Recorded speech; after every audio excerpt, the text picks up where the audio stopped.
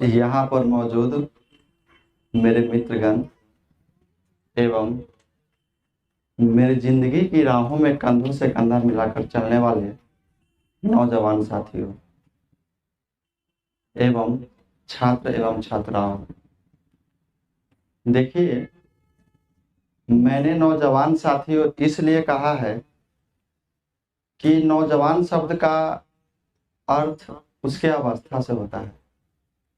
इसका मतलब यह होता है कि अगर कोई व्यक्ति जो अपने पुत्र के पैर में जूता पहना सकता है और वही व्यक्ति अपने पिता के पैर में भी जूता पहना सकता है, इसका अर्थ यह हुआ कि जो व्यक्ति पुत्र जो कि उसका आने वाला भविष्य होता है और पिता जो उसका अतीत होता है, यानी वह व्यक्ति जो अपने भविष्य और अपने अतीत को संभाल कर रख सके, वही व्यक्ति युवा है।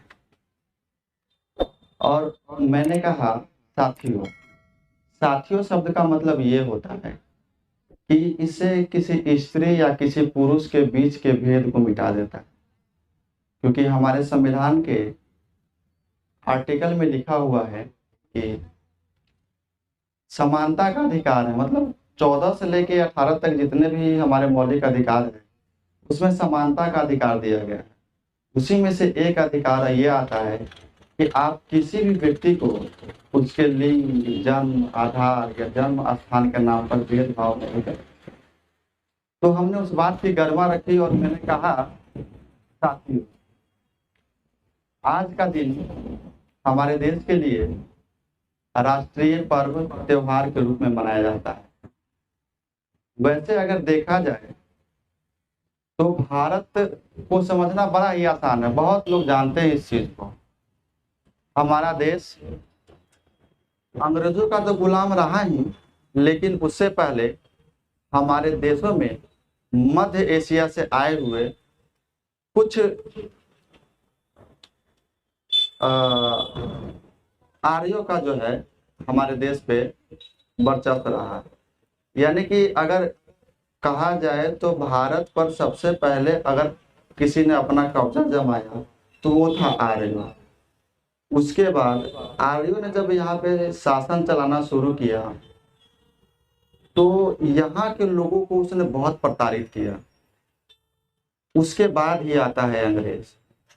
तो जब हमारे देश में अंग्रेज आया तो अंग्रेज ने उसे गुलाम बनाया जो उस वक्त स्वतंत्र था। इसका मतलब यह होता है कि जो लोग पहले से ही आर्यों के गुलाम थे वो तो गुलाम थे ही, और जो लोग गुलाम नहीं थे, स्वतंत्र थे, उनको अंग्रेजों ने गुलाम बनाया। और सीधी तरह से देखा जाए तो हम लोग गुलाम के गुलाम बन गए, यानी कि दोहरे गुलाम बन गए।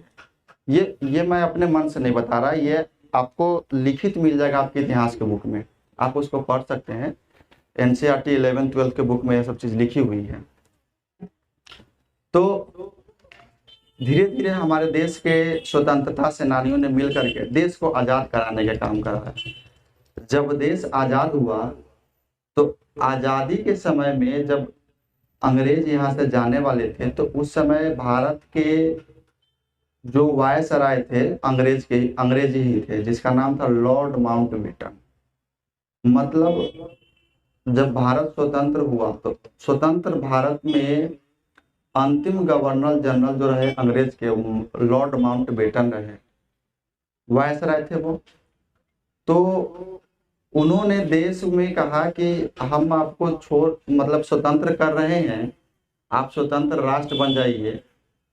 तो तरह तरह की नियम एवं शर्तें थी, उन पर काम हुआ, देश के सभी बड़े बड़े नेताओं ने काम करी। लेकिन वहीं पे एक नाम आ जाता है डॉक्टर BR अम्बेडकर, बाबा साहेब भीमराव अम्बेडकर का। जब उन्होंने देखा कि हम तो गुलामों के गुलाम यानी दोहरे गुलाम हैं, मतलब ये कि हम अंग्रेज से हम नहीं आजाद हुए, मतलब पिछड़ा समाज उनका आजाद नहीं हुआ, वो बड़े समाज के लोग आजाद हो गए, पिछड़ा समाज आजाद नहीं हुआ।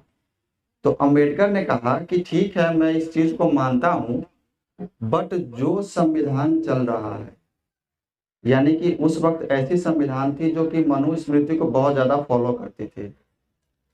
तो उस संविधान को भीमराव अंबेडकर मानने को तैयार नहीं हुए। उन्होंने कहा कि यह एक ऐसा संविधान है जो लोगों को समानता की नजर से नहीं देखता है। एक जो नीचे तबके का लोग है उसे जानवर से भी गया गुजरा समझा जाता है, और आप तो चले जाइएगा लेकिन हम इस चीज में दबे के दबे रह जाएंगे। तो तभी से संविधान लिखने के लिए कमेटी बनाई। कमेटी के अध्यक्ष में संविधान के सभा के जो लिखने वाला जो टीम था, ड्राफ्टिंग कमेटी, उसके अध्यक्ष B.R. अम्बेडकर जी को बनाया गया। क्योंकि रीजन ये था कि उस समय इनके इतना पढ़ा लिखा व्यक्ति शायद ही दुनिया में कहीं था। तो स्वाभाविक है कि हमारे देश में है तो इतनी बड़ी काम है तो उन्हीं को दिया जाएगा। और जब उनको यह काम दिया गया, उन्होंने यह काम बड़ी बखूबी से किया, और संविधान लिखने में उन्होंने 2 वर्ष से 11 महीना 18 दिन लगा दिए। तब जाकर के 26 नवंबर 1949 को संविधान लिखा करके कंप्लीट हो गया।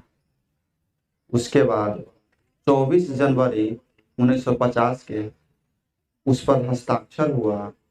फिर जाकर के 26 जनवरी 1950 को वह पारित हुआ, और अमूमन आज तक वह संविधान हमारे देश में चलते आ रहा है। और यह संविधान में इतनी सारी खूबियां है कि अगर कोई इंसान इसे पढ़ ले तो उसे मूल रूप से इस दुनिया में, समाज में, कोर्ट कचहरी, हॉस्पिटल या विद्यालय, कहीं भी उसे किसी तरह की कोई समस्या ही नहीं आ सकती है। वह इंसान को जीने का तरीका भी सिखाता है और उसकी सुरक्षा भी करता है। तो ये वाकई बहुत ही महत्वपूर्ण चीज है। मैं जब संविधान पढ़ा तो मुझे इस चीज की जानकारी बेहतर हुई, और तब से मैं इस चीज को अपने मन में रखता हूँ। देखिए, ये संविधान ऐसा लिख दिया गया कि इसमें कहा गया समानता का अधिकार, मतलब ये है कि ऐसा अधिकार है कि अगर हमारे देश की जो कानून व्यवस्था है, वह कानून व्यवस्था अगर कोई संसद बना रही है तो इसका मतलब यह नहीं हुआ कि यह कानून उस संसद पर नहीं लगेगी। B.R. अम्बेडकर साहब ने लिखा है कि विधि के समक्ष सब समान है। इसका मतलब यह होता है कि अगर हमारे देश के राष्ट्रपति या प्रधानमंत्री भी कुछ ऐसा गलती करते हैं, यानी कि समझ लीजिए वह बिना ड्राइविंग लाइसेंस का कार चलाते हैं, तो यह देश का कानून ऐसा है कि उनको भी फाइन मार सकता है कोई सिपाही, कोई पुलिस वाला। तो हमें फक्र होती है कि इतने दार्शनिक व्यक्ति बाबा साहेब भीमराव अम्बेडकर के बारे में बताने में, इनकी बहुत सारी कथाएं हैं। उम्मीद करते हैं कि आप लोग इसको पढ़िएगा, आगे सीखिएगा, क्योंकि इन्होंने एक बात और भी कही थी कि शिक्षा वह शेरनी का दूध है जो जितना पिएगा वो उतना दहाड़ेगा। तो उम्मीद है कि आप लोग शिक्षा को अच्छी तरह से लीजिए, बेहतर शिक्षा लीजिएगा तभी कुछ जो है पॉसिबल हो पाएगा। और आज के दौर में भी अगर कुछ ऐसे जगह पर आप जाए जहाँ पे लोग को पता है कि सब कुछ इन्हीं के लिखे हुए चीजों पर चल रहा है, फिर भी लोग कहीं पे बैठ करके इनके बारे में बुराइयां बताता है या कुछ उल्टा पुल्टा बोलता है, अगर उन लोगों को आप कुछ समझाइएगा ना तो उसको समझ में नहीं आएगा। तो आप उस वक्त निराश मत होइएगा, क्योंकि आप सीधा समझ लीजिए ट्रक का माल टेम्पो में लोड नहीं होता है। तो भीमराव अम्बेडकर जी जो थे वो ट्रक वाले मटेरियल, टेम्पो में लोड होगा ही नहीं, है ना। तो यही सब चीजें हैं। हालांकि आप लोगों को कुछ और जानना है तो आप एक बुक है वेटिंग फॉर वीजा, उसे पढ़ लीजिएगा।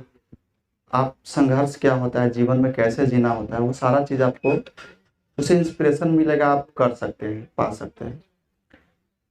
जब हमारे देश में 26 जनवरी 1950 को संविधान अंगीकृत हुआ, पारित हो गया, तब से आज तक हम लोग 26 जनवरी के दिन में गणतंत्र दिवस के रूप में मनाते हैं। क्योंकि गणतंत्र शब्द का ही अर्थ होता है कि ऐसी शासन व्यवस्था वाली देश जहाँ पे लोग अपने शासक को खुद चुनता है और वही शासक उन पर शासन चलाता है, और वह शासन भी दीर्घ समय तक नहीं होता है, एक लिमिटेड होता है 5 वर्षों तक की, उतना ही समय तक वह चला सकता है। फिर जनता को अगर लगे कि वो सही नहीं है तो वो चुनाव के माध्यम से उसे हटा सकती है।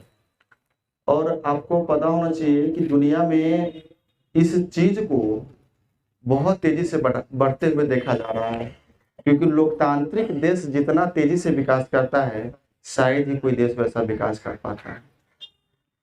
तो हम लोग जिस देश में रह रहे हैं, लोकतंत्र में रह रहे हैं, आज उस देश का राष्ट्रीय पर्व है, तो हम लोग उसको बड़ी धूमधाम से मनाने का प्रयास करते हैं और करते रहेंगे, करते भी हैं। आगे भी तो हम आगे तो कहना है, बट हम लोग के पास समय नहीं, हम लोग समय बहुत ज़्यादा सजावट में खर्च कर लिए हैं। तो इसी के साथ हम अपनी वाणी पे विराम देते हैं। जय हिंद, जय भारत, जय Hind. It's busy enough to be done. It's busy enough to be done.